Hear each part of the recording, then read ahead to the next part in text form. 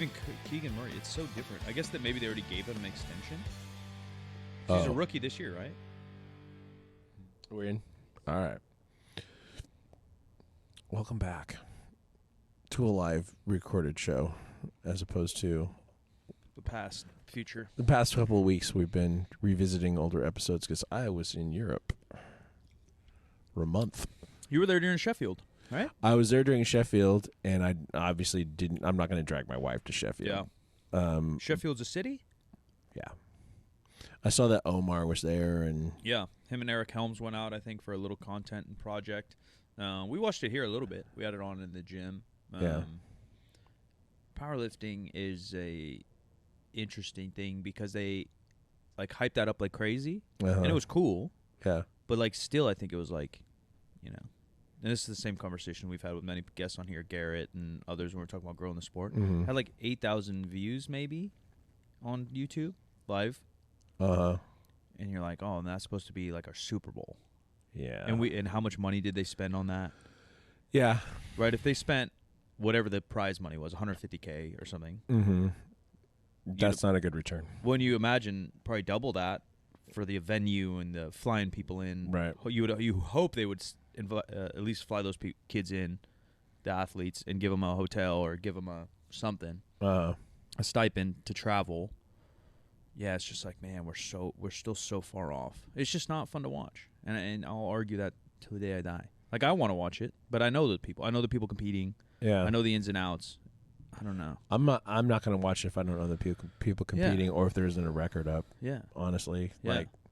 and it's just not that exciting. I say that as someone who, because the baseball season started while I was in Europe, and so the timing was off. I mean, Yeah. I could have watched like the MLB package. I could have watched it, but like I'm not going to stay up all night to watch a game. Even that, we talked about it too. The NBA and the MLB seasons are just so long. So They like, are. I love basketball, but I'm not going to really watch. Yeah, Major Every League Baseball games are about a half hour shorter this year because of the rule changes. Yeah, but even then, there's fucking 180 per team or some crazy shit. Yeah, 162. Yeah, there's so many games. Like, I'll follow even this NBA season. I followed the Kings obviously because it's our first good season in a long time. Yeah. Jim and I just went to the playoff game last night, but like, yeah, I'm watching like the box score. I'm not gonna. You can't watch every game, and then even if you do want to watch every game, baseball might be different in this regard. But like, guys aren't just going. They're just not going that hard in basketball. 'Cause Yeah. They can't. Like, And, you and can't. and survive the season. Yeah, and you can't like give that much like meaning to each game. Like, you can't play your heart out. Like, yeah, injuries, but then let alone just like, because yeah, every game matters, but you're somewhere in between a coast and hitting the gas. Like, you're not pedal to the metal. But that's what makes playoffs so fun. Like, Right, yeah. They're going crazy. Yeah, because last night it was like it was relentless. Yeah, especially the Kings. I mean, Yeah. they're playing like their entire life depends on it, and it does in some sense, right? It does win, in they some probably sense, get yeah. they get money bonuses. They're Yeah. more likely to get signed to our team Yeah. or whatever team wants them next. Like, your career is on the line. Plus, Mike Brown, the coach of the year, which is amazing, has done such a good job of like tying them all together and wanting to win, being a part of something bigger than themselves. Like, Mike Brown, for those that don't know, was the main coach that coached LeBron to a bunch of titles in Cleveland. He actually backed up Kerr. I forgot. I think there's controversy. I think maybe when LeBron left, he had a little bit of like bad look on his name. I think it was just because LeBron left, and then the Cavs sucked, and he coached them for like a year. Yeah. So he went back to an assistant role with Steve Kerr. I think he won a championship with them, and then I think this is his first lead role since then. And obviously, yeah, coach of the year, brought a 10th seed team to the third seed, already winning a playoff series potentially. But like, yeah, there's just like so much more meaning in what's going on, and for the city. But his praise of the city is really cool. That's something that kind of gets me fired up, because like, Cleveland's a big sports town. Yeah. And like, Sacramento's not really a sports town. It is a basketball town, but it's not really a sports town. No one ever thinks about it, and we've been here, and we don't even think it. That's not the first thing that pops in our head. No. Although the Kings fans are crazy, but it's cool to see the city come alive, and it's obviously the first playoffs. Just NBA history for y'all. The Kings were going to move or be sold. I guess 7 years ago? 10 years ago. Really? Goddamn. Yeah, it's been a minute. 10 years ago-ish. And their old arena was cool, but it was really old. It was from the 80s when they moved here from Kansas City, and it was out by our airport, which isn't far from 3rd Street, but it's 10 minutes. And Yeah. It's kind of in the middle of nowhere. It's a bunch of McDonald's and random shit out there, a regular suburb. 7 years ago then, we built an arena downtown, or at least opened after saving the team and keeping them here. And obviously we had the biggest drought in all sports playoffs. But just to remind you, Warriors fans, you've also had that same drought. All you shit talkers, you were also 17 years not in the playoffs, but beside the point. And then I love stats, you know? People just come with all these arguments. Yeah, who's the little political fucker? Facts over feelings. I don't like that guy, but that statement is great, right? Because everyone's always spitting all this bullshit, but then Warriors fans don't know what's going on. Shapiro. It's Shapiro. But whatever. Ben Shapiro, yeah. But it is true. And so, beside the point, we had a long drought. And so to see the arena, which is dead middle of the city, right by 3rd Street, less than a mile, maybe a mile, just have so much life about it is really fun to see. So we went to the game Saturday. I think you were either flying or on your way back. I was home. Sleeping. I watched it on TV. Yeah, we went to, because there's a viewing party outside and see everybody in a good mood and the city alive, and then going to the game last night. It was cool because I can't quite remember, but I'm pretty sure I probably went to a playoff game in the 02s, the 01s at some point. I've only been, of the 3 major sports in America, the only playoff game that I've been to was a Niner game. Oh, really? Yeah. Yeah. Niners-Vikings years ago. I don't think I've been to probably only basketball. I went to a Cavs-Raptors game when I was visiting Omar, and they just happened to be in town. I bought a ticket. Mm-hmm. But the hype even then wasn't the same. You know, Toronto wasn't a sports town per se. Not particularly a sports town. But the Sac Kings are crazy. And going back to Mike Brown, who coached LeBron freaking James, he's talking about how crazy our fans are and how loud our stadium is compared to everywhere else. I literally did. We dipped quick after the game. Game ended at maybe 9:45 or something. Yeah. We rode our bikes because I live close-ish. Hauled ass home. Literally went to bed. Because I'm normally in bed at 8 and it's already 10, and my ears are ringing like I went to a rock concert. You're like, see, I didn't have that experience at all, and Yes. I've talked about the fact that I have a hearing loss.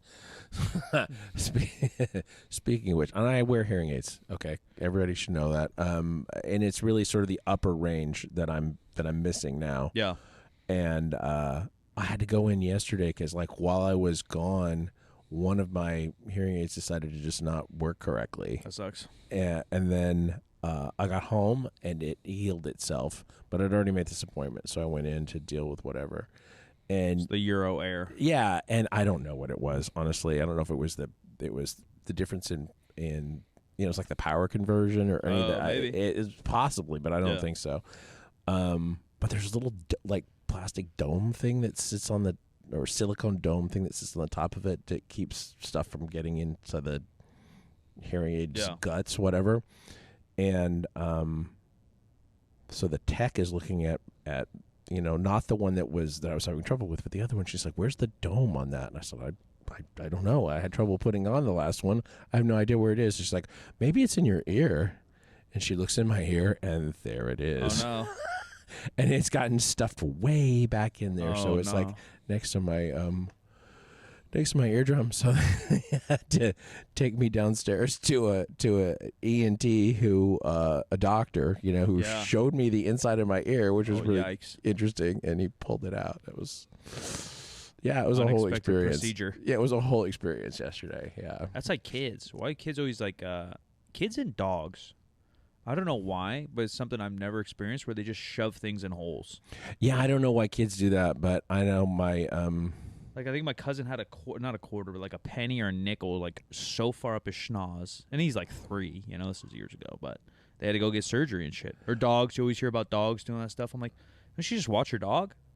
I just watched my dog, right? I'm gonna make sure he doesn't eat plastic. Make sure that there's not stuff out that they would mess with. Yeah, and obviously I don't have perfect dogs. They're eating their toy, and then I see that and I take it away from them. Yeah, how's your dog always got? How do they have a Hot Wheels in its stomach? Yeah, that's a really good question. My younger grandson, I think maybe it was an M&M or a jelly bean or something like that, put it up his nose, had to go to the doctor to get it out. That's just so weird. I picked my nose as a kid, but And as an adult, like you got a boogie, you get it out. But I've never shoved anything up there. Yeah, it doesn't feel natural. You picked your nose and you got that one. Yeah. I didn't choose. We should talk about the fact that you should fill me in. Like, we're doing a dog adoption event right here. Yeah, we're trying to do a bunch of cool shit. So a member of ours, shout out to Kaylin, in Avi's class. I don't know why. Dan too. Dan obviously. Kaylin, probably even you over me. My network in SAC, I know like people, but I don't know people. And so like Kaylin's another one like Dan who just knows everybody. Yeah. And so I don't know if I brought up the idea to her or she brought, because I probably even brought up the idea to you a long time ago, but I had it in my head. She's like, oh, I think I know someone on the board of our local animal shelter. I was like, I did. Let's rock. And then she didn't even let me help. She like handled it all. And so it's not set in stone. We have a meeting Thursday, but we have second Saturday here, so every second Saturday of the month, 3rd Street, we try to open our doors to the community and have a free training day from 8 a.m. to noon, just to allow people that either want to visit, don't live close, have never experienced a gym like this, maybe can't afford it, whatever it might be, come experience the community. And so it's been going great. It's been growing with the help of team, Avi, Seabass, etc. It started at, maybe we had 10 people show up kind of for a day pass, and the energy's good. Now, I think I counted the other day, we had like 40 people in here at 1 second. So then I was always thought, and second Saturday in Sacramento pre-COVID was probably over a decade ago, started as an art show. And local businesses would allow artists and different companies to do pop-ups within their stores, and people would just kind of store hop and look at these exhibits, and that was called Second Saturday. It was mostly art-driven. I don't, correct me if I'm wrong, but I don't think it's a thing anymore since the pandemic. No, it's actually still a thing. Did they bring it back? Yeah. And then it transformed. It's Yeah. less artsy, and now it's more just town shit, community shit. Yeah, and there's the galleries have openings, but but Yeah. there's all sorts of other stuff too. Yeah, and then there was our street, which is like our historic street, is one of our kind of bar areas, restaurant, entertainment. They got a small concert hall. They started to shut off the street and do a huge fair over the summers, and I think that's on a second Saturday. Anyways, I thought that would be cool, and how do we build that into our community, give back a little bit, help a little bit, whatever. So we're going to have one of our animal shelters bring out some doggos. They're going to set up just, I don't know, a playpen or whatever the heck they do. I don't know, on leashes, on a tent. I don't know. But just a way to promote the local dogs. We're having, hundreds of people come in on a Saturday.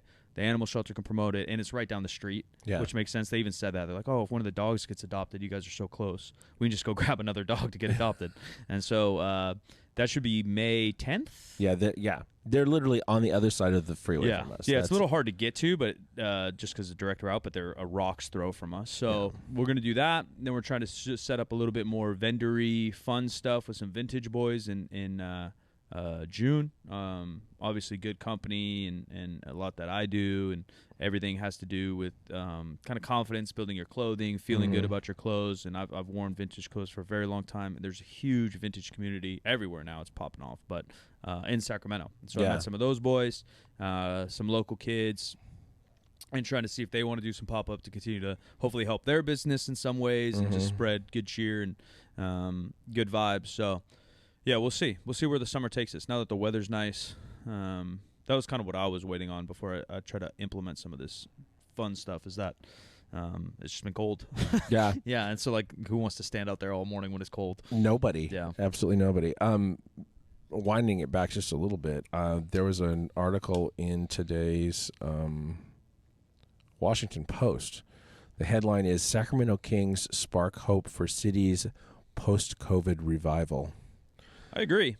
I mean, we've seen it obviously firsthand from ourselves, opening the gym and how difficult that's been. And I don't think it was as difficult. I think it was more difficult, one, than I thought. And then two, it's more difficult even in hindsight. Where often things seem better in hindsight. Yeah. It's almost worse in hindsight when I start to look back and how stupid it was. But even seeing the gym become alive, we have a lot more college students. We have a lot more Gen Pop. We have just a lot more members. And the vibes are really high. And then driving around the city, Jim and I both live in the area. The amount of apartments that are going up, businesses that are trying to go up. There's plans for new restaurants. There's plans for new grocery stores, which was the pace we were at in 2018 Yeah. and 2019, the city was becoming a lot of ties to Austin, Texas. A lot of growth was happening. Overall, we're a small city. I think by pure Sacramento is like 500,000 people. We're not a very big city. Obviously, it expands and we have suburbs. But to see that, there's just no way. You can't really like tie dot for dot business-wise probably with the Kings being successful.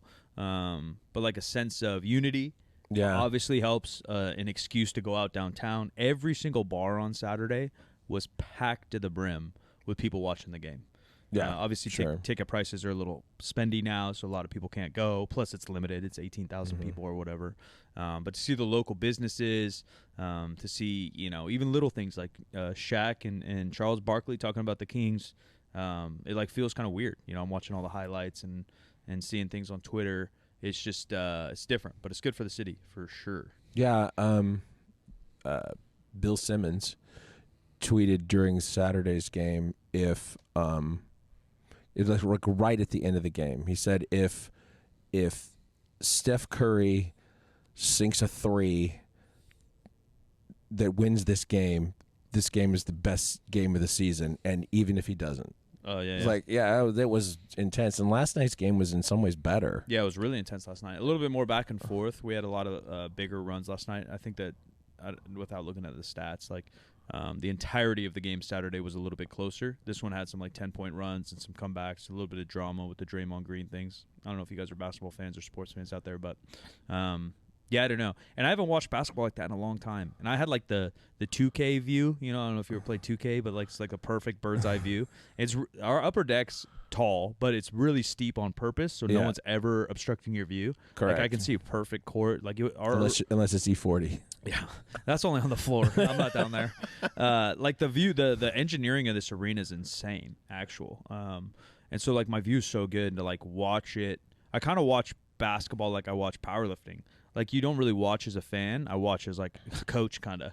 Yeah, I mean that upper level view lets you see plays developing like you were looking at a whiteboard. No, exactly. Yeah, I like the perfect angle, and even like which I didn't notice for the first time. Not that I haven't sat upper deck. I for sure have at some point, but I could see the arc of the ball. I can see the ball path like perfectly. Like I can see it release his hand, and that it's going to be a miss. Yeah. Oh yeah. It was absolutely. crazy. Yeah. I was only a couple of times shocked Yeah. that the baskets were made when shots were taken. Which is just so different from even being on a court. Playing in a big arena like that, I don't know if anyone played basketball, but the depth perception is so hard. When you play in high school and majority of colleges, unless you go to Kentucky or something, but even that's rare, there's a backdrop. There's something behind the hoop. Right. And so you take that out, and it's so hard. And the backboard's obviously see-through. Even if it wasn't see-through, it was white. Like, your depth perception is so hard. I played at, like, Sac State a couple times, which is bigger than a high school arena, but not NBA.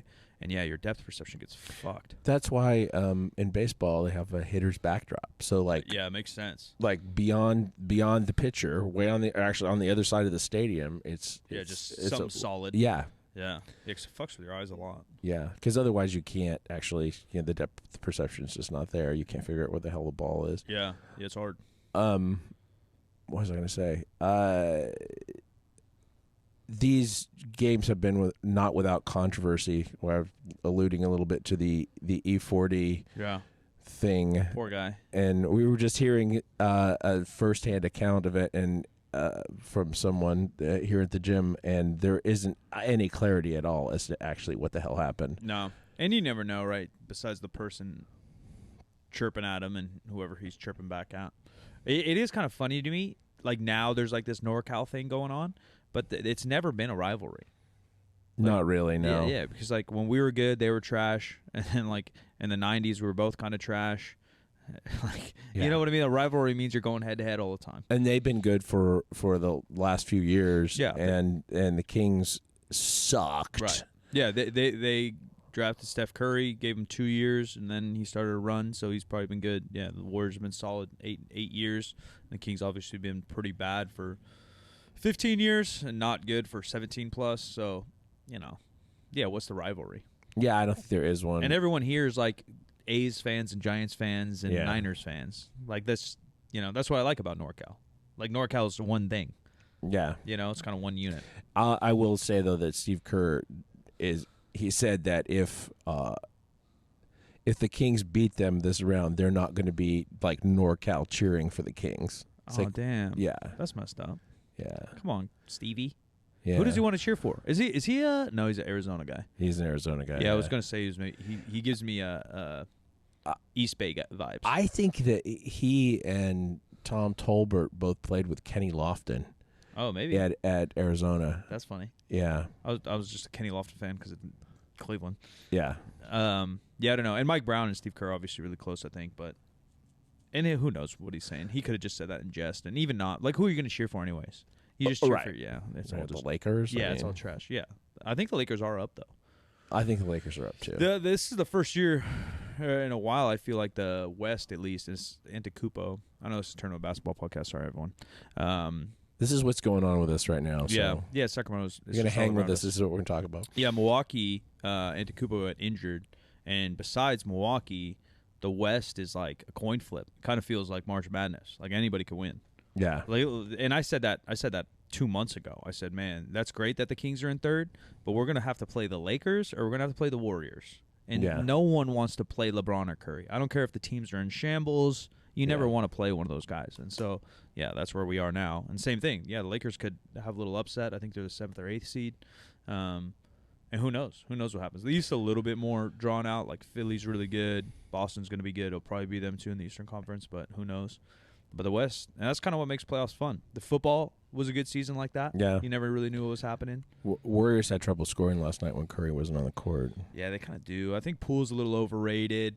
And honestly, the Kings are a really tough matchup for anyone because we have about 2 or 3 guys that can cover a lot of positions and are really good defenders. We're just long and athletic. Like, as a player myself, obviously not in the NBA, but like the playing against Malik, De'Aaron Fox, and Davis Mitchell would be just like a nightmare because they're just up in your grill. They're Energizer bunnies. They're long. They're really athletic. And all 3 of them they're just guarding you all day. Like that. Curry was tired. Yeah. You never seen Curry tired before. And Pools looks like nothing. Last season, they thought he was going to be the next Steph Curry. This season, he looks like a fucking bench warmer. Yeah. We were up in their grills. The Kings are tough, man. The Kings are a tough matchup. And we shot terribly. If you look at the box. Oh, my God. Yeah, if you look at the box score, besides maybe turnovers, the Warriors won last night. Yeah. Yeah. They shot better. They scored better. They rebounded better. Kind of the intangibles what we had. We played a lot of tough D. We wore them out.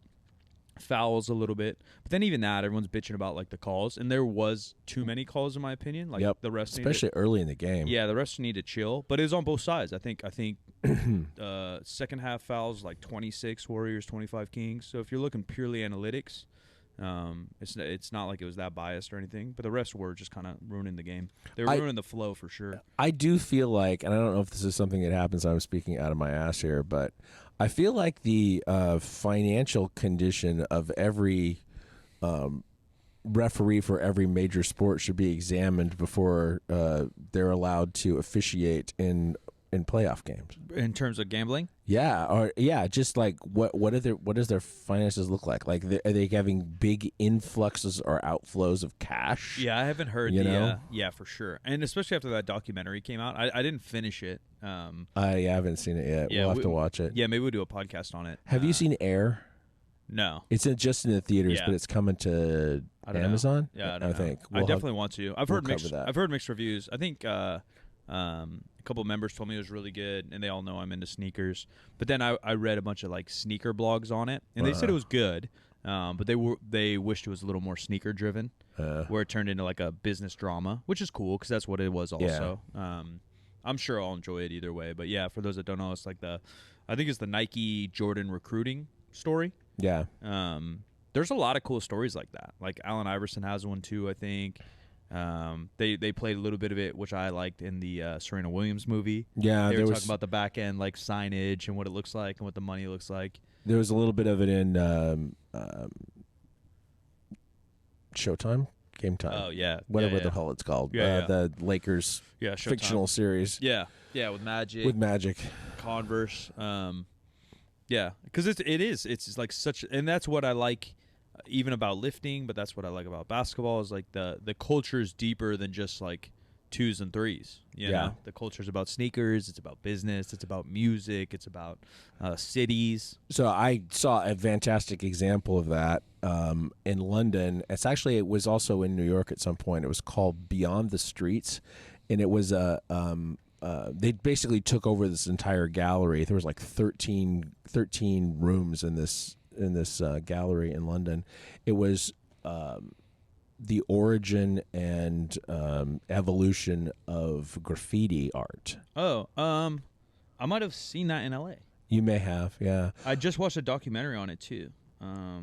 This is the first time I've ever been to an art exhibit that I bought the book. It's not here yet. But you liked it? Oh fuck! It was so good, dude. I wonder if it. Yeah, it was right next to Barba Brigade. Oh really? Right next to, and we went. This is 6 years ago. Okay. And then the documentary I just watched was about Be Real and Cypress Hill, but it was about their like first DJ. This is what I text you and Eddie to watch. Did you watch it? Yeah. And it actually, it's about music and it's about culture and it's about graffiti. But what it's really about is their DJ's like passion for photography. Oh wow. Yeah, and he had an exhibit here. And obviously a bunch of like streetwear guys that I follow and shit, but I'm pretty sure that's what I saw. I might be wrong, but it has Obey. It had a bunch of things. Yeah. There have been actually, I think, a couple of different versions of this. There's one that was in LA that's all Beastie Boys. Oh, that's cool. Kyle's and, a random huge fan of Beastie Boys. And part of this one featured Beastie Boys stuff, but it was like how graffiti culture started. Yeah. And how it was initially tied into the punk music. Yeah, I think that's... And then it evolved into being tied into hip hop and then fashion. Yeah. And it was crazy. I might be wrong, but I'm pretty sure this is what I saw, or like the beginnings of it, like 8 years ago. Because now it looks like it's a big old deal all over. It's got There's 200,000 like followers. Run DMC's costumes because they were sponsored by Adidas for years. Yeah, which is crazy. Yeah, they might have been the first rap group to have stuff like that. Yeah. Now it's not uncommon. This is kind of the first viral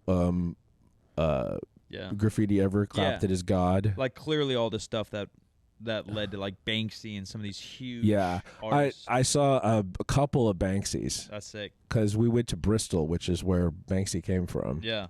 Yeah, the UK obviously not known for like hip hop and the street culture because like a lot of it obviously was created in New York and then Los Angeles and spread to different cities, Atlanta, etc. But I think they've done a cool job of making it their own over time. Clothing. Some more of the Run DMC stuff actually. Sneakers signed and it's kind of like the same sneakers I have on. Yeah, for sure. Yeah, they. Yeah, I love this stuff. Yeah, no, it was great. I was like, of all the things that I did in the whole month that we were in Europe, that was the thing I wish you guys were there for. Yeah, it seems right on my. Because you would have that, and one day, early in the trip, we went to Portobello Market on a Saturday, which is a neighborhood, but it's also like a giant street market. It just like they closed the street down and it's the booths all the way down, and then there's like vintage clothing stores and high-end restaurants and all this kind of shit.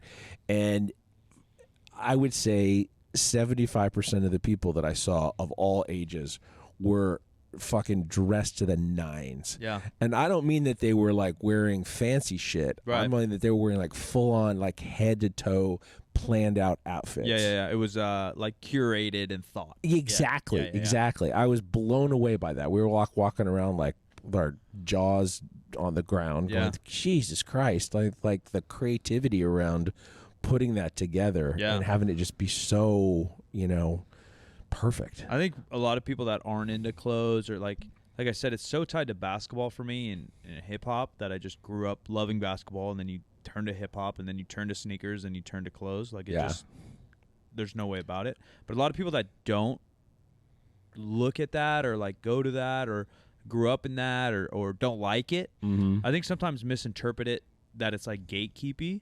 But to me, and I'm no voice in the fashion industry by any means, but to me, it's literally just about like building your own confidence and then like having fun. Like Yeah. you don't have to like follow rules. You don't have to wear a certain company. You don't have to wear a certain style. It's just about like, all right, what pieces do you think are cool? Like it could be as easy as that. All art can be as cool as that. Music, anything. It doesn't have to have this deep meaning, this deep story. It could just be like, yeah, man, I think that's cool. Right. You Yeah. know, like just I think that looks cool. Well, okay, then fucking wear it if it makes you feel good. This is how I want to represent myself. Yeah. I saw whoever, this guy wear that, and I thought it was cool, and I found this hat and it reminded me of that, so I wore it. Yeah, fucking do it. If it makes you feel good, like, that's all it really is to me. And I think that's where it ties into sports, is like confidence. You know, baseball, golf, basketball, it doesn't really matter, but you got to like really believe. You got to like hype your own shit up. We talked about a little bit how egotistical that one golfer was in the golf documentary. Yeah. But like you kind of need that. Like if you think you're going to be the best and you think every shot's going to go in, like you kind of have to do everything in your life like it will. You can't just like, you can't walk around all sad with your head down, all scrungy, and then expect to step on a basketball court and think you're a god. Right. Like you got to kind of walk the walk and really live that. And then I think that's where the clothes kind of come in, because it is obviously things we wear all day, every day. So as soon as you wake up, you got the music going, you put on your sneakers, you choose your fit to look good to go to the arena. I read a big article. I forget what the blog is. Maybe it's BOF. I don't really know what stands for, and it's not both of these nuts, but it's BOFA something. It's like BOF. And it's about how the tunnel walk in basketball over the last 4 years has turned into a huge thing. Yeah. And like it was kind of always a thing. Like I always put out my outfit going to the games, and you pack your bag and you get ready. But like the NBA, maybe it's just because of a newer generation, or like their ties to fashion, or their ties to who knows what. But yeah, it's like it's a red carpet walk every time you go down the tunnel, which is I think it is a cool thing. And then the NFL obviously does it a good amount. I'm sure baseball does it a good amount. Baseball started doing it more this year than I've ever seen before. Because I mean, all those guys watch each other, and a lot of these guys grew up, even though they're so specialized. A lot of the guys grew up playing all three sports. Yeah, a lot of them did. I think that this is something we've talked about in terms of powerlifting gear, or just not like equipment, but like your shoes or your shorts or your belt or whatever, that it's like putting on a costume when you're playing a role. Yeah. If you don't think you can pull 700, but then you build some confidence by your outfit, your sneakers, your belt, you're 100% more likely going to pull 700. There's just no doubt. Yeah, it's a little bit of a placebo effect, but like what the things that build your confidence that don't hurt anybody else are like gravy, right? Yeah. I wonder what the origin, for lack of a better term, of like wearing suits in business meetings are. Like if it's related to that. Oh, I think it probably is. Right? Like to show your wealth. Yeah. Or something, like if you go way back to whatever the fuck, 1400 or something. Yeah, if it's like to show that you're successful. Even now, right? Like realtors and people will drive a fucking Lexus because they're like, hey, I know what I'm doing. Right. Like this is proof that what I do works, and what I'm about to sell you or tell you works. I remember talking to my dad because he did outside sales for a bunch of companies, but and he would get like car stipends, right? Because he would have to go drive to Reno and sell whatever. And my dad was like, he read a lot of books like that. Although he wasn't a big reader, he would read like leadership and selling books and stuff. And I was with him shopping for his last car, which I drove for a long time afterwards. But I remember him talking about that a little bit. And I don't know if he's right or wrong, but he was like, yeah, I don't really want to like come in with like a Benz, because then it's like I'm going too hard. He's like, I just want something like clean and normal but nice, So he chose like a upgraded like Subaru or something, and reliable. Obviously, he wanted something normal. But the psychology of all that definitely plays a role in, I think, everything we do. And that's, again, why I like clothes, right? Like, yeah, you wear a suit, you look nice, you feel nice, you're going to go in with confidence and maybe a smile on when you go to your big lawyer's meeting or whatever. But it's a little bit like armor. Yeah, for sure. Yeah, like I think, like you said, like playing a character is really good. I think it was Kate Spade quote, and I whipped this out, and people are like, how the fuck do you know that? I'm like, I don't know, I just read shit. Like, why do you know a Kate Spade quote? I think it's Kate Spade. She said something like, don't quote me on this quote because I'm going to butcher the fuck out of it, but it's basically like, we play dress up when we're age 8, and I believe that we should never stop, or something like that. Yeah. Yeah, like, why wouldn't you want to dress or pretend the role that you want to be. Yeah. Another one that thinks, and I know you don't like it that much, but pursuit of happiness. I think about that. Like, he's always running around in a suit, and obviously, poor guy, is the only clothes he had at the time. Yeah. But he's like trying to like fake it till you make it type role. Yeah. You know, he's in these huge Wall Street-esque meetings in San Francisco, trying to become the guy. Meanwhile, sleeping in a subway, but he's putting on the suit. I think there's a scene where the guy asks him to grab a coffee or pay for his taxi, and it's his last $5, and he just does it just to believe in it. Mm-hmm. Like, it's a little like manifesty, worldly, but I do kind of believe in all that, because I think it whether you want to believe it actual, that's fine with me if you're all spiritual and whatever, but I think if you allow it to like kind of bleed down to reality, there's applicable things that work there too, like the pure confidence. Yeah. Just confidence is going to take you further than not. Yeah, because so much of like a first impression is about confidence. Right. It's like striking the right tone with people. And yeah, so all these folks that I'm seeing in these totally fitted out, like you wonder, like, do they dress like that every day, or do they have one outfit like that they want to be seen in? Yeah, you don't know. And then what I wonder is why they're not here, or like why did that city? Paris was the same kind of thing too. Well, that it was not all concentrated in one place, but it was. Yeah. I mean, all ages again. Yeah. All ages. Like, it's probably more likely in New York and L.A. Yeah. Maybe even San Francisco than Arkansas. But I wonder why even that is. Like, is it superficial? Because there may be a fact of that too, where you're literally just, because then there's people that buy Prada belts and Gucci bags that can't afford it, and they're just trying to like fake that role, rather than, I do think, like building your confidence through expressing yourself or being comfortable.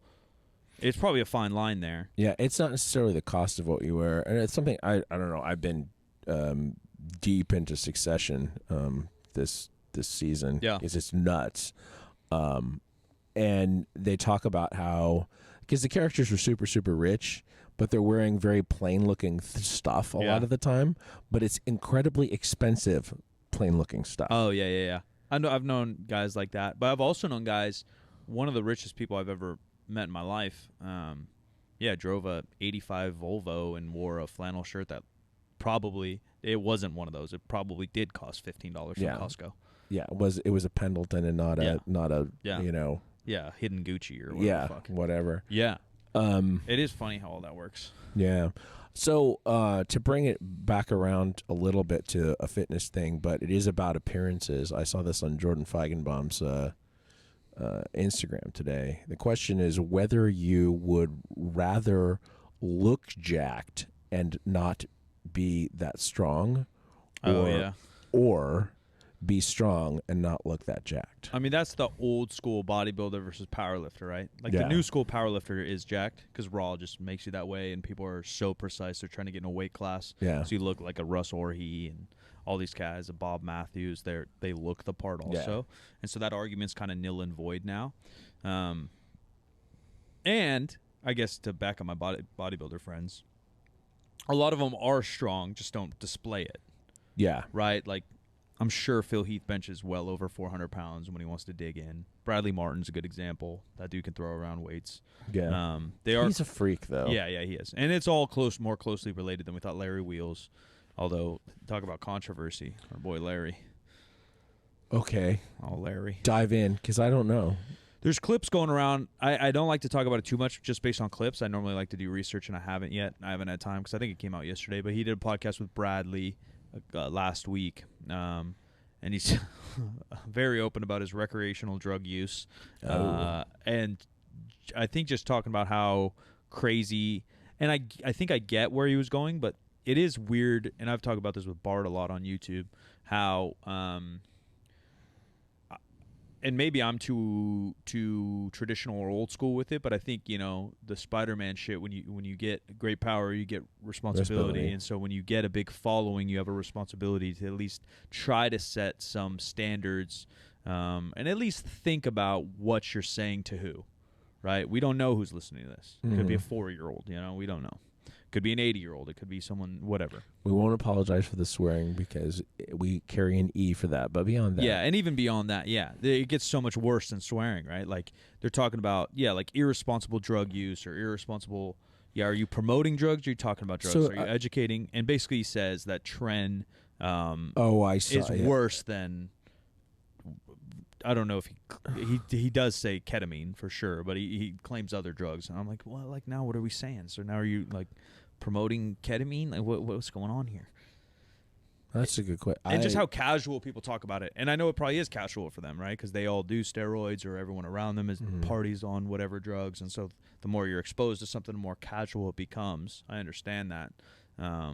But if you're talking to millions and millions of people, impressionable young people, maybe we should watch our... What is that show that's primarily like retired bodybuilders talking about shit that they've done? Is it a podcast or a real show? It's a podcast. I don't know. It's a podcast, but it's also like a video thing. I don't know. It sounds funny, though. Podcast and video are... the blinds are blurred right now. YouTube just, while I was gone, implemented a category for podcasts.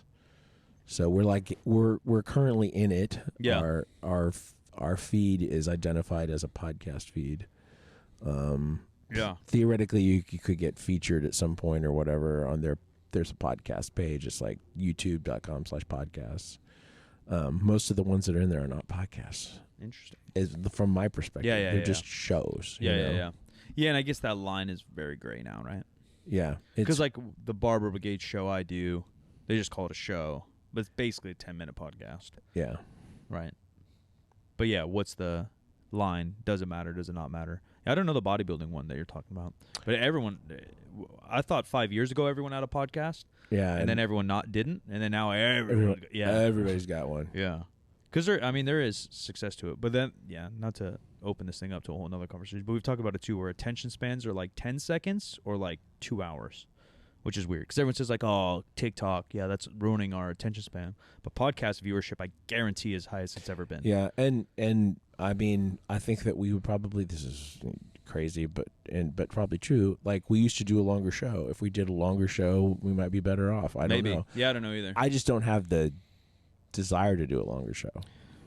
Yeah. At this stage of the game. Yeah, not forced for sure.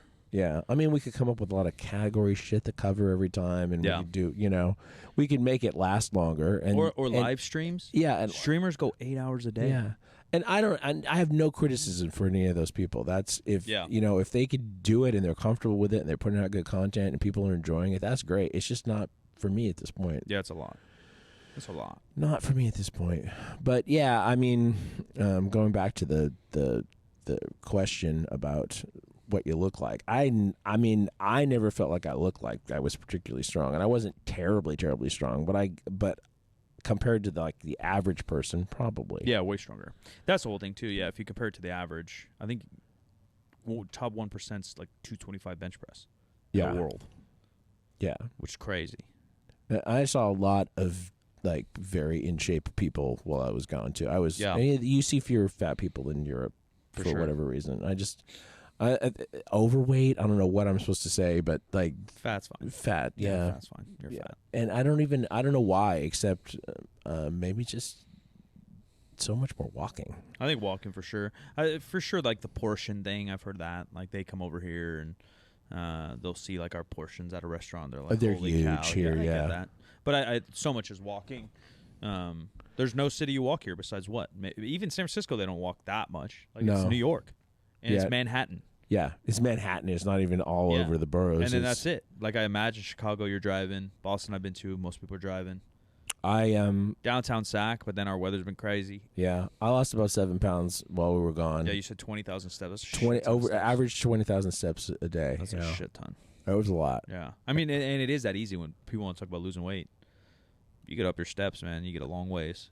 Yeah, no, it really makes a difference. It's not as important as what you eat, but it's almost as important as what you eat. Yeah, you can't one for one counteract shit. But I know my cutting, and I've been waiting for it because Bart's going to try to do a bodybuilding show. I don't know if that's a spoiler. Sorry, Bart. He's going to try to do a bodybuilding show, I think. And so I'm handling him at his meet this weekend. And then I think he's cutting crazy. I was like, bro, I'll cut with you, like just to show support. I was like, but I need some sun. Because the only way I do it is when I walk and bike ride. Right. Like I've lost some weight. I'm down 10 pounds since December. But like to really cut, I need sun to make me want to go outside. Like even this morning I was debating it, but it's 50 degrees still. I looked at the thing. I was like, I don't know if I'm going to ride my bike in 50 degrees. Like my hands get cold. Then I'm in here cold. Yeah. Like it's just too much. But if we get into some 60s, 70s, which I think are on the way again, it makes it so much easier to walk, bike, just, be outside. I was actually gonna go out this morning, but I didn't. I got involved at looking at different things and just didn't go. But it's not gonna get so hot today that I won't do it later in the day. No, it'll be nice. Yeah, and I'll just do cardio inside rather than outside. But it is much easier outside. You get a little sun and breathe. Yeah. Well, that's all I got about all I got for today. Ladies and gentlemen, new episodes every single Wednesday and Friday. 3sb.co, new clothes coming early May and mid-June. Stay tuned if you want to get involved. GoodCompanyDiscord.com.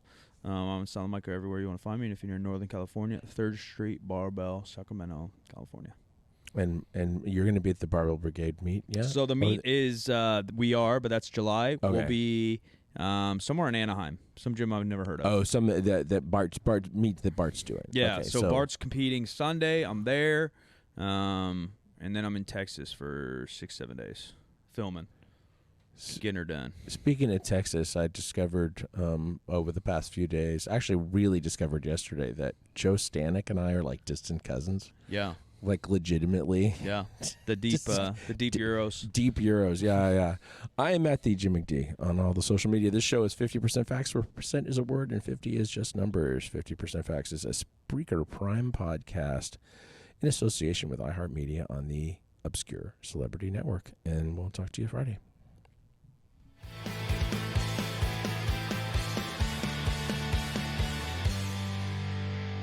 This was the craziest thing. I needed to play. Come on.